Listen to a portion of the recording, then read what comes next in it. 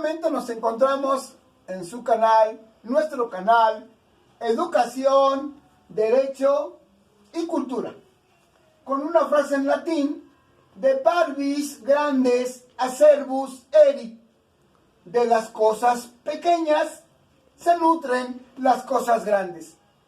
Doctor Mario Alberto Ortiz Luna, como siempre, a sus órdenes. Y a sus órdenes me pongo junto con el tema de hoy, que el tema de hoy se refiere al plagio académico. Cómo se hacen las tareas en el sistema educativo nacional, desde primaria hasta el doctorado, ¿sí? Cruza todo el sistema educativo nacional. No es privativo solamente de las primeras etapas escolares. Pues bien, antes de eso, quiero referirme a una frase de el maestro Edgar Allan Poe.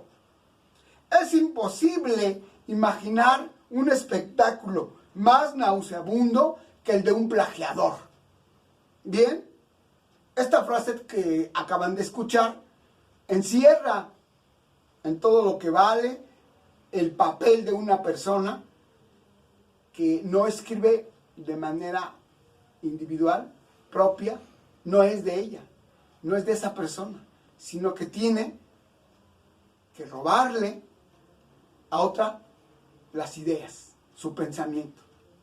Bien, en estas épocas, en este siglo, sí, en este siglo XXI, y si le agregamos el fenómeno de la pandemia a nivel mundial, nos encontramos con unas sociedades vertiginosas, rápidas, en términos del maestro Bauman, de una sociedad líquida, de un amor líquido, de una vida líquida y evidentemente de una educación líquida. Pero eso solamente es una justificación, una explicación del comportamiento del individuo en la sociedad. Y dentro de ese comportamiento se encuentra, cuando se encuentra precisamente inserto en el sistema educativo, ya sea de este país o de cualquier otro. ¿Y por qué digo el sistema educativo? Porque la categoría de educación, por su naturaleza, significa un proceso. Habrá cosas, hechos, actividades que se pueden hacer rápidas. No hay problema, no nos afecta. Pero en el ámbito educativo, no. La misma naturaleza de la educación es un proceso. Y como proceso se tiene que hacer paso a paso, lentamente, concatenadamente, uno tras otro. Pero no puedo pasar al siguiente si no tengo la solidez, ¿no? La estructura básica anterior para continuar. Esta es la esencia de la educación como proceso. No puede ser rápido. No puede ser de esa manera que se quiere. Y no tendría que ser de otra manera. Porque desde los tiempos pretéritos hasta hoy, la educación tiene que ser justamente ese proceso. Invocando al Quijote, despacio que llevo prisa. Bien, tenemos que este fenómeno del plagio académico, cuando se hacen las tareas escolares, en lugar de generar y de crear un nuevo documento, se refiere a que yo me apropio de las ideas. ¿Cómo es esto? Pues justamente copio exactamente lo que dice el libro, lo que dice el texto, lo que dice la revista. Se conoce esto como el copy-paste. Justificamos, bueno, a veces hasta me lo hacen en el internet público y yo no lo elaboro, ni siquiera hago eso.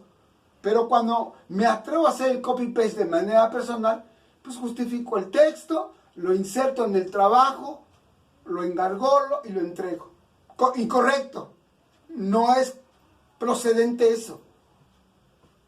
Segundo momento, cuando yo pretendo hacerlo, que leo al autor y me da pereza mental y lo copio todo igual, no hago ninguna interpretación, también es incorrecto.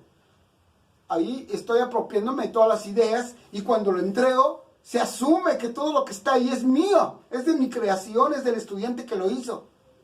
Desde luego que aquí hay una corresponsabilidad tanto del que entrega el trabajo como del que lo recibe.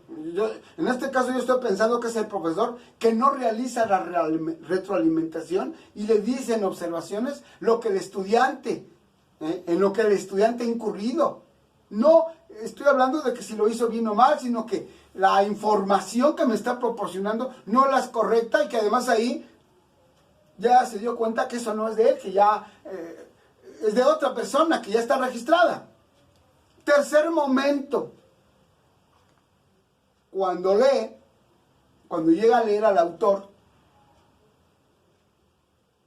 explica, y lo explica con las mismas palabras del autor. Pues ahí está la crisis, ahí está el momento en el que se está apropiando de palabras, ideas que no son propias. Ahí se presenta el plagio. ¿Cuál sería el cuarto momento? Pues el cuarto momento pues es la propuesta de cómo debe de ser. ¿Y cómo debe de ser? Pues el estudiante debe de leer. Porque nadie lee sin ganas y sin idea de mejorar el comportamiento del discurso. Entonces, que lee, lo entiende, lo procesa en su aparato psíquico, lo entiende y después lo redacta.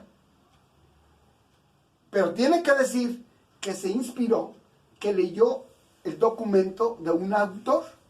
Y si tiene que poner un texto, dijéramos una cita, metodológicamente lo correcto, lo honesto y lo ético es abrir comillas, cerrar comillas,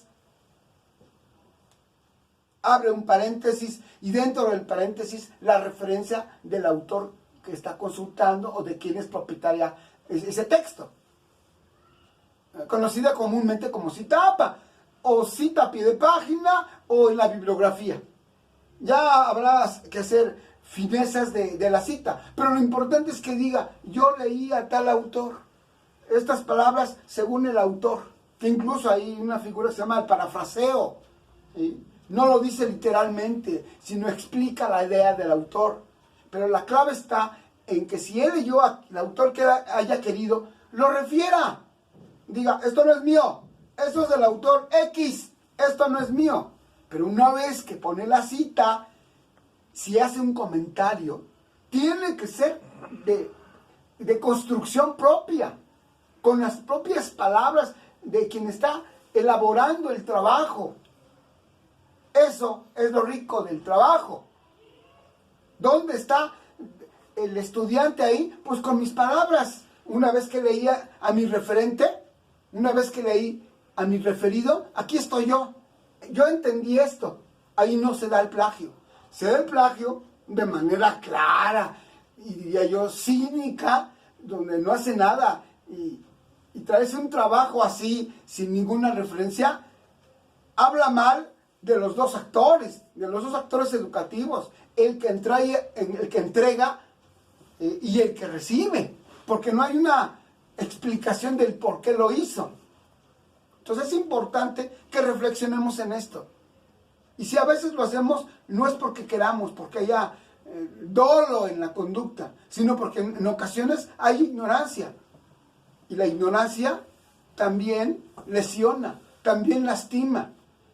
Y en otro momento, este plagio se convierte hasta la persona que lo hace en un criminal. Diría yo, en un criminal intelectual.